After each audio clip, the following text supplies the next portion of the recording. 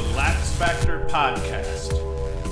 What is up, college lacrosse fans? You're watching episode 272, I think, of the LaxFactor podcast. I got to fix my website because I see down here I've only got 270 up. So today we are going to talk about a bunch of games that were played on Saturday. Sorry I didn't get this out to you Sunday morning. I was between getting home late and not being able to prep properly. I also was a little bit hungover from the $90 worth of beer that I drank at the Dome, because that's how I roll, apparently. I didn't want to roll that way. It's just the way that I rolled. And I say $90 worth of beer. It was 6 fiddleheads. They were $15 a pop. That is absolutely insane.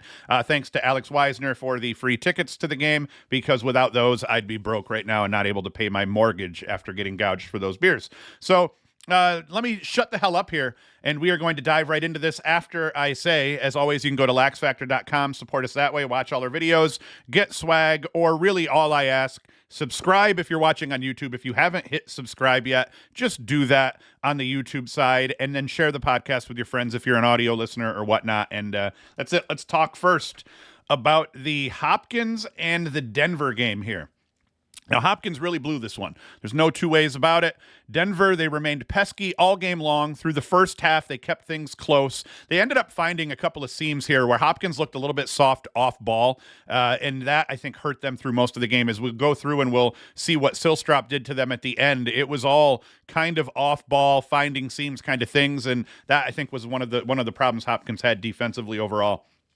But especially through that first half and through the first quarter, every time Hopkins would get a 2-goal lead, Denver would answer to get back to within 1. Hopkins roped 2 goals together, one with 9 seconds in the half to take a 9-6 lead, and then Jacob Angelus started out the second half scoring. He had an unassisted goal of his own just about a minute and a half into the third quarter. That gave Hopkins a 10-6 lead. It looked like Hopkins was controlling this game throughout. After Hopkins took a 12-9 lead off a Jonathan Peshko goal with 4:06 remaining in the game, and at that point, things looked really bad for the Pios. And I'm thinking, okay, 12-9, 4 minutes left. This ball game is over. Not so. Enter JJ Sillstrop. Kid went absolutely apeshit crazy, scoring the game's final 4 goals. The first 3:29 left in the game, unassisted. That made things 12-10. And if I recall correctly, the goal that made it 12-10 was an absolute filthy wraparound from X. Defender draped all over him. One-handed shot, buried it to get back to within 2. Still doesn't look great for Denver at this point. He scored again with just 44 seconds remaining in the contest. That one, quick snipe. Now things are like, shit, man. Hopkins is in trouble. We got 44 seconds left. He scored a man-up goal assisted by Stephen Avery with 0 ticks left on the clock. As time expired, ball crosses the plane of the goal, and we now have a tie at 12s, and overtime is happening. He then goes all crazy, apparently. I saw, like, on Twitter and crap like that, him talking about one more, whether that meant one more for them to win the game, one more for him because he's an absolute animal at this point. And he scores the game winner in overtime as well. What we noticed here, 1:56 left in OTs was where he scored that game winner. And what we noticed here was Hopkins turning the ball over. We're going to see in another game, the Penn State game, Penn State turning the ball over late in the game. Hopkins did very similar things, had 2 really bad turnovers late in this game that really kind of sealed the deal here and sealed their fate, put Denver in a position to win, and they did that. Now, even though Hopkins controlled the score most of that game until the very end, the team stats were mostly Denver. Denver was 2-5 on the extra man. Hopkins 0 for 3. The Pios picked up 24 GBs to Hopkins 21. The Pios only turned the ball over 9 times on the day, which is very efficient, to Hopkins 15 turnovers. Denver outshot Hopkins 46-35, 25-20 in terms of on-cage shots. Credit Alex Stathakis. He won the day at the draw at the faceoff dot. He was 14-26, just a smidge above 50%. But also credit Logan Callahan for Hopkins, who went 12-23 against Stathakis. So he was a little bit above 50% too. And how that shook out was Hopkins had another guy that took 3 faceoffs and went 0 for 3. So that's how Stathakis got above 50%. But Callahan looked really good at the dot for Hopkins. Hopkins That's rough. Like I said, defensively, they looked a little bit soft off ball. And with the talent they have on defense and the depth they have, I think that they'll be able to shore that up overall. If we look at what happened here in terms of the goalie battle and in terms of what guys did for points, Angelis, 3 goals, 3 helpers, 6 points on the day. Not good enough. Russell, the love muscle, Melendez, he was 1-1 on the day, a little bit quiet, not a whole lot of shots either. So Denver did a good job bottling him up. As we look at Sillstrop's day, 6 goals off 11 shots, 4 of those goals coming at the end of the game towards the end of that fourth quarter. So that was absolutely crazy.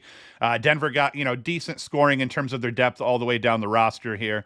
As we go to the keepers, Chase Erlin, 12 saves, 13 goals against. Now, Erlin looked good early. It was that last stretch. Those last 5 minutes were a disaster for the entire Hopkins team, including Erlin. And then Kleben in cage for Denver, 8 saves, 12 goals against. Pretty good day here for him. Comparatively, like I said, Denver struggled with consistency in cage, as has Hopkins to a degree. So it'll be interesting to see if those goalies can shore it up and get their asses above 50% here later in the season. But all in all, Hopkins played a little soft off ball. I think that's the big thing here. I think that they should have won this game considering how close the face-off battle was. They did not, and they lose. So I'm going to shut the hell up about that one.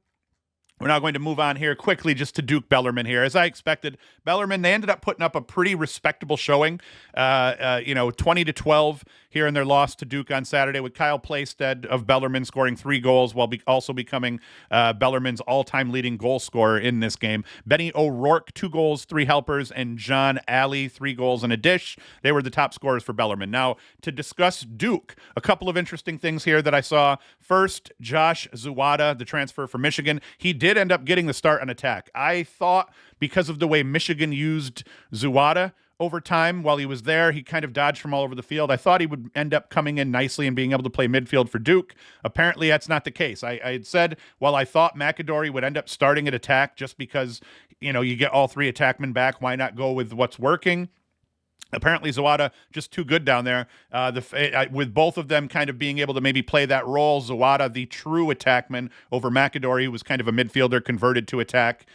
So McAdory back at the midfield. He didn't have a bad day, but Josh Zawada ends up starting at attack. He ends up leading all scorers on the day, 3 goals, 5 helpers, shot like 60%, and put every shot that he put on cage went in.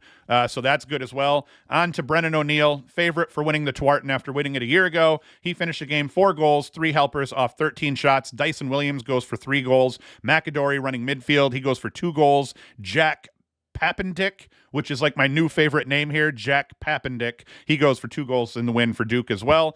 Now, moving forward, it'll be interesting to see what kind of production we get out of McAdory at the midfield. Now, he wasn't a huge point scorer a season ago in terms of the number of points that he put up. He put up a good chunk, but behind O'Neill and Dyson Williams on attack, he's the 3rd attackman in terms of point production. But I think at midfield, playing midfield again, I think that the matchups that he's going to get should be pretty crazy. I like his odds a little bit better against LSMs than I do against close defenders. And if sadly he ends up with a short stick on him, forget about it. The kid's going to get separation and score goals. So I want to see how that plays out with him at midfield through the season, although I think it's going to be fine.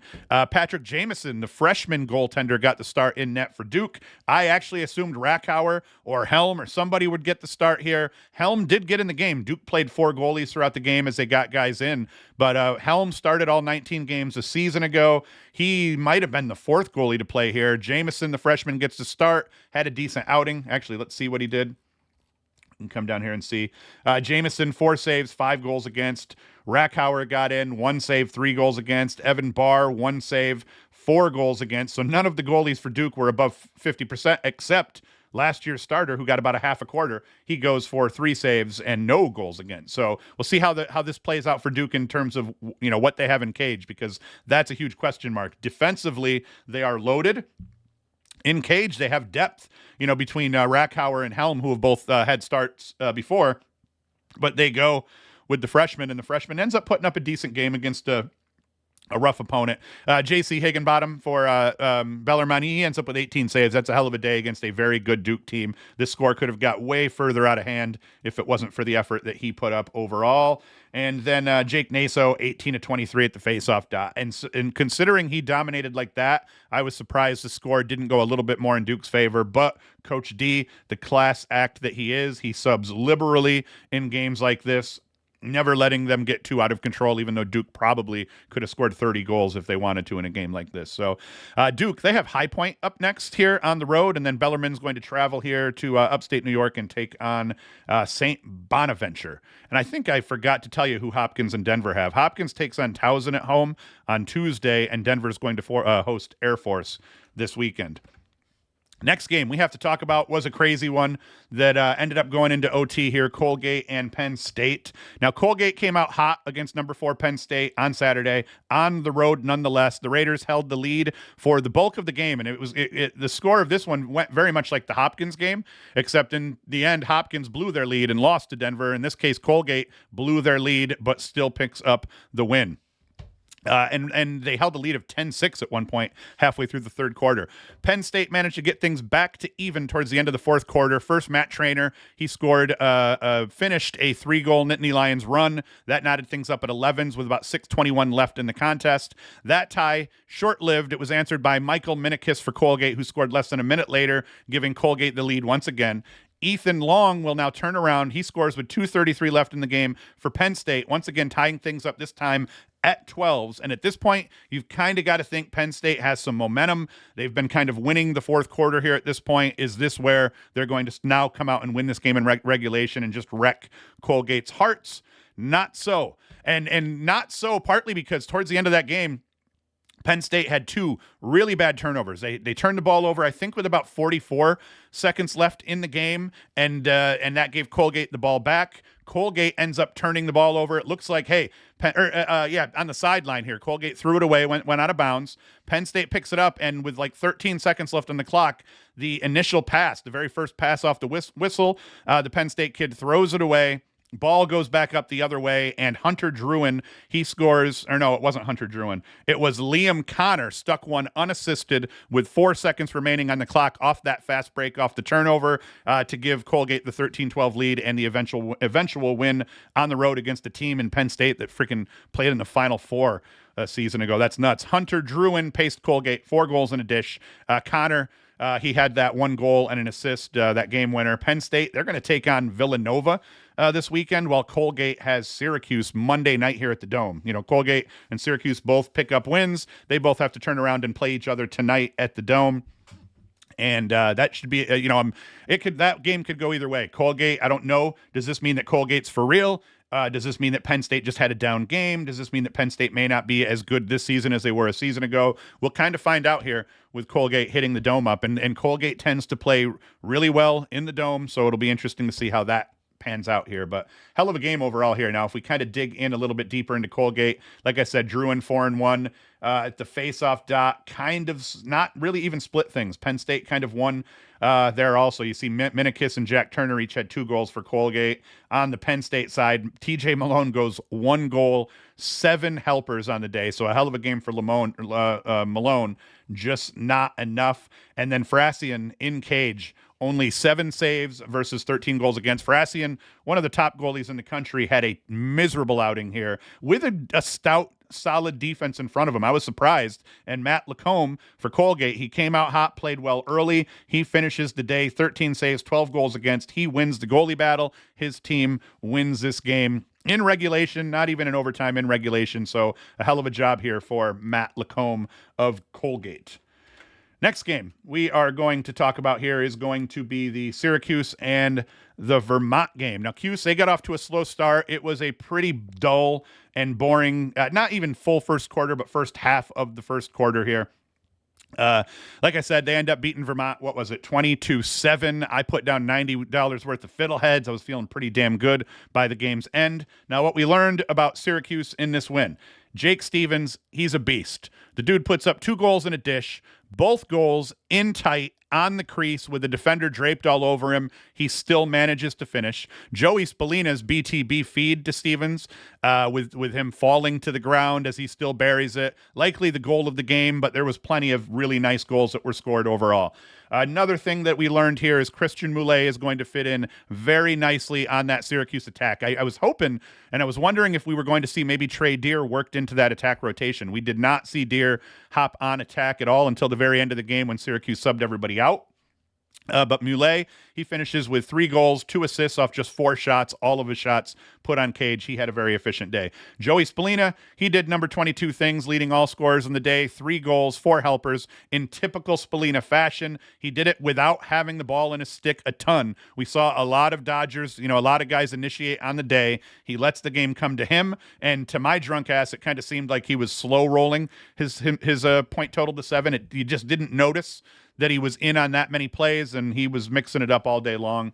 Billy Dwan, we have a question mark here. How's the Syracuse close defense after having so many injuries last year? How are they going to fare this year? Billy Dwan looked very good on defense, mixed things up in transition, scored a goal on a dish from Spallina, forced two turnovers, picked up 3 ground balls. Figueroas looked good, Cole looked good, and we got a lot of guys that ended up getting to rotate in and play on defense. One of my buddies said, and I did not notice this, he watched the replay, he claimed that the Syracuse man-down defense didn't contain a starter, that it almost looked like that man-down defense was a whole different unit that they would bring in for those situations. So I'll watch that a little bit more closely tonight to see if they do that again. Will Mark in cage for Syracuse looked very good, especially across the final 3 quarters. He made 11 saves against 18 shots faced. That's what you would expect him to do.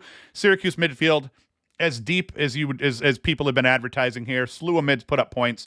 Princeton transfer Sam English goes for 2 goals. Michael Leo, 1 goal and a helper. Finn Thompson, 2 assists. Luke Roja looked very good, paced the mid, scoring a hat trick, and at least 2 of those goals, nice little twisters, one with his left, one with his right. Kid showing off his ambidextrous nature. He had Kark was all excited about his two-handedness or whatnot. And now the Orange, like I said, they have to turn around and take on a very scrappy Colgate squad that took down the nation's number 4 team, a team that played in the Final Four a year ago. So Colgate, are they for real? Was this an anomaly? We'll kind of get an idea here tonight against Syracuse. One of the games I should have led with, but once again, in my scramble, I didn't get a chance to actually see any of this. It had to have been televised to some degree, I presume, but I didn't get to see a lot of it. Was Maryland against Richmond. Maryland goes on the road, takes on Richmond at their place here, and this game didn't disappoint. At one point, Maryland ends up taking a 7-5 lead after Richmond kind of jumped out early and got rolling. Richmond continues to battle back. They tie things up at 8. It's about halfway, a little over halfway through the third quarter. Maryland takes a 2-goal lead again. Before the end of the third, Richmond gets back to within 1, and then Aiden O'Neill scores. That ties the score up at the beginning of the fourth, and then they exchange goals, and it's ugly, but in the end, Maryland does pick up the win. Owen Murphy scores the game winner in the second overtime on an assist from Ryan Siracusa. So Maryland does pull out the win. They go on to win 12-11 in 2 overtimes. Points here. Maliver back from injury here. He goes 1 of 3. Braden Erksa, the guy that we now know can kind of manage the offense and play QB to that offense, he goes for 3 goals off just 6 shots. Chorus 1-1. Daniel Maltz 2-0. Ryan Siracusa 1-1. So they go deep. Ajax Zapatello, Maryland's best defender, he goes for a goal on the day with 2 caused turnovers and a GB. So he has himself a game. On the Richmond side, Dalton Young 2-2. Henry Alpaw 1-2, Lance Madonna 2-0. So their usual suspects all factor here. Logan McNaney, Maryland's goaltender who was injured a season ago. He played every game for Maryland in their undefeated national championship winning season. I believe he played every game for Maryland the year they went 15-1. Injured a season ago, but he comes in 13 saves against 11 goals against. So he has a good day. He wins the goalie battle, and his team ever so slightly ekes out a win here. Luke Weirman at the faceoff dot, 17-29. He did what you expected, but for sure credit to Jared Chenoy here for going 12-29. He kept it interesting. Maryland didn't rout them at the dot. Had they done that, the spread's a little bit bigger. So credit to Chenoy here for keeping things interesting. And that's it for that one. Maryland will now face, I don't even know. We'll go into that here come Thursday. I'm not even going to talk about who teams face here next. Another game that had me a little bit scared early on here. was Utah and Ohio State. I had taken Ohio State actually to cover. I believe they were two goal favorites in this one, and it looks like they covered. I'm not sure. I lost my parlay anyway. I had a 5-team parlay. Hopkins lost that one for me. I had the other 4 picks correct, and I lost it because of Ohio State. Or no, who did I? Yeah, I lost it because of Hopkins. Denver. So Ohio State, Utah comes out gunning early on. At one point, they were up 6-2 in the second quarter before Ohio State goes on a 5-goal run, capped by Thomas Greenblatt, another Binghamton University player, transferring to a Big Ten school. It was, I forget what the hell the name of the dude was last year for Penn State off the top of my head, but now Greenblatt joining the Big Ten as well for Ohio State. He ends up scoring, and that gave Ohio State a 1-goal lead with 8:31 left. Utah would answer back, take the lead back 8-7 before Ohio State would rattle off the game's final 4 goals. They rolled to win 11-8 in this one. From a statistical standpoint, for Utah, and I can't change the stats here, Utah ends up Ryan Steins, that attackman there that's supposedly the real deal. He goes for 3 goals on the day. And for Penn State, Gannon Matthews, 5 goals and a helper on the day for Gannon Matthews. Now, is Matthews the transfer? Is Gannon Matthews, where did he transfer? Did he transfer from Cleveland State, I think, potentially? So, hey, that's big in the transfer portal. Greenblatt transfer. He gets a goal on the day. Keeper battle. Ohio State, Henry Blake, he goes for 10 saves against 8 goals against, and Colin Lenskold loses a goalie battle. Utah loses the game here. Face-off dot was going to be an interesting battle in this one. I was thinking Tommy Burke was going to dominate. Kind of did. He was 50% on the day against Tyler Kalecki. Now, was it Utah that lost their face-off guy potentially to somebody? I thought that might have been the case here. Was Cole Brams Utah's face-off guy at one point, and he's gone now? I don't know. Someone's going to have to let me know in the comments here. But that ended up being a good win for Ohio State. Utah came out, though, and showed they're legit still on the road playing against a very good team in Ohio State. So credit to Utah for keeping things interesting, for scaring Ohio State, maybe even just a little bit. And we move on to the next one. High Point against Mercer. Same thing here. Mercer came out, took a 2-goal lead. It took a while. Very slow, very ugly first quarter here. But then you see High Point absolutely took control. After Mercer jumps out to a 2-goal lead, High Point scores the game's next, 9 goals to take a 9-2 lead just halfway through the second quarter, which was nuts. Braden Maia, I believe he had himself a day here. Let's see. Mercer, Parker Janode gets 4 points, 2 goals, 2 helpers. For High Point, they're paced by Maia, 4 goals and a helper. His game has progressed. He was really just an off-ball guy his first couple of years, and he's still an off-ball attackman. And I think early on in this game, because I watched the first quarter, a little bit into the second quarter, I felt like they were trying to force the ball to Maia a little bit too much. And when they stopped doing that, the game kind of started coming back to everybody, and dudes just started feasting here. Van Overbeek, 1 of 3. Rizzo, 2-0. So High Point gets a bunch of scoring out of everybody. High Point's new goalkeeper, Zach Overend, 9 saves against 7 goals against. He has a good day. Colin Kelly in cage for Mercer, 16 saves, 14 goals against. He had a solid day as well. They split at the face-off dot, so no news really to report there. Another interesting score on the day. I thought this one would be a little bit closer, although I did like Loyola in this one. Loyola beat up on Georgetown badly. 18-10 here on the day. Georgetown came out, scored the first goal, but then Loyola goes on to take a 4-1 lead before letting Georgetown score. They go up 5-2, and you can just see every time Georgetown would score, Loyola goes on a 3-goal run or 4-goal run over 5 goals or something like that. Georgetown kept fighting, but you can see as we kind of go down through the score, just never got back to close again, and the Greyhounds ran away with it. Leading scorer for Georgetown, Jordan Ray, had 5 goals on the day. TJ Haley and Alexander Verdaro, one of the things that Loyola did, and I read this in an article, actually, I did not see even a second of this game, was that Loyola really went after the midfielders, TJ Haley and Alexander Verdaro, hard. They figured new attack unit for Georgetown, so let's make Haley and Vardaro be the guys that we try to shut down and make someone else other than those two beat us, and they did a great job here. They limit Haley to just 3 shots. He did go for a goal and 2 helpers, so considering how much effort was spent trying to shut him down, they did. Oh, and actually, I'm wrong. TJ Haley, it wasn't Haley. they went after Vardaro and Graham Bundy Jr. So you see Graham Bundy Jr. gets 8 shots on the day, no points, no assists, and 2 turnovers. So Loyola did a great job of bottling up Bundy, and then Vardaro, same shit. 8 shots, just 1 goal, 1 helper off 2 points. TJ Haley was the one that they said if someone was going to beat us, it's going to be Haley. He goes for 1 and 2 off just 3 shots. But in the end, huge, just you can't do enough to credit the Loyola defense for what they did. And then the Loyola offense, we expected them to be good. They've got a lot of returners now. James Evans, he goes for 5 goals and 4 helpers. Adam Poitras, 4 and 1. Matthew Minikis, the young guy, he goes for 4. So those 3 attackmen for Loyola, very good, deep all the way down to Minikis, who I believe is the youngster on that group here. From a face-off perspective, look pretty good here for Georgetown. 16-22. James Ball, I believe he transferred. He goes 16-22 for the Hoyas, and it just doesn't matter because Loyola just put it on him here. Luke Stott in cage, 11 saves against 10 goals against. He wins the goalie battle. And Anderson Moore for the Hoyas, new goalkeeper, for Georgetown here. Very new look defense as well. They struggled all day long. Their defense just could not figure out the veterans for Loyola, and Loyola ends up beating their ass. And we come into the games we did not talk about. Cleveland State ends up coming from behind. They beat VMI in overtime. What else we got? Navy beat up on Mount St. Mary's. Their defense apparently looked very good in that game. Merrimack beat Bucknell. I actually figured Bucknell would win that one. Not so.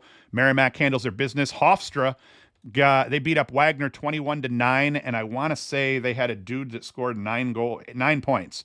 Here, Rory Jones for Hofstra, 8 goals, 1 assist off 15 shots, so a hell of a day there for Rory Jones. Rutgers beat Lehigh. Lehigh had a good showing. Lehigh lost a lot of talent. Moulet, he ends up going to Cuse. They lose Sisselberger to graduation. They do bring in a really good face-off guy, though.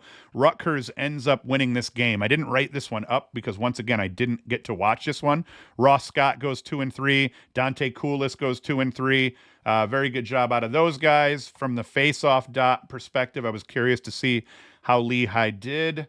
They lose the better half of it here. Rutgers goes 60% at the face-off dot. Both Matt Suter and Cole Brams each win 60% of their draws. They both go 9 of 15. And then in terms of our goalie battle, Stoller, 45%. I got no stats here for Lehigh. I don't know how that works, but that's how that worked out. And then we did have some games yesterday. Mercer turns around, beats Hampton the day after losing to High Point. Stony Brook barely ekes one out against Sacred Heart.